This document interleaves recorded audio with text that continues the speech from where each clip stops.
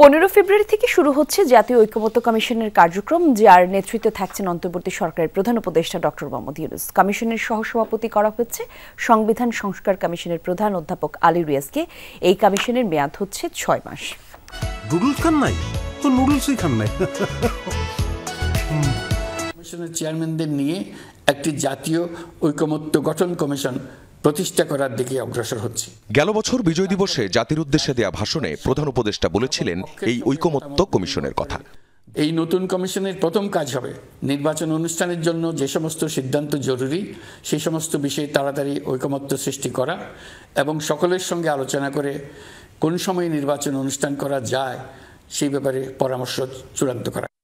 এরই মধ্যে নির্বাচন ব্যবস্থা, পুলিশ, বিচার বিভাগ, জনপ্রশাসন, সংবিধান ও দুর্নীতি দমন বিষয়ে নানান সংস্কারের প্রস্তাব পরামর্শ সহ রিপোর্ট জমা দিয়েছে 6টি সংস্কার কমিশন।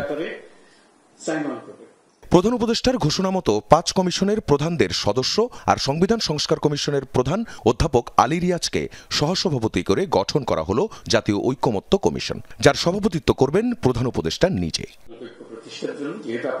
প্রজ্ঞাপনে বলা হয়, আগামী নির্বাচন সামনে রেখে সংস্কার প্রস্তাবগুলো বিবেচনা করে সুপারিশমালা তৈরি করাই জাতীয় ঐক্যমত্য কমিশনের লক্ষ্য।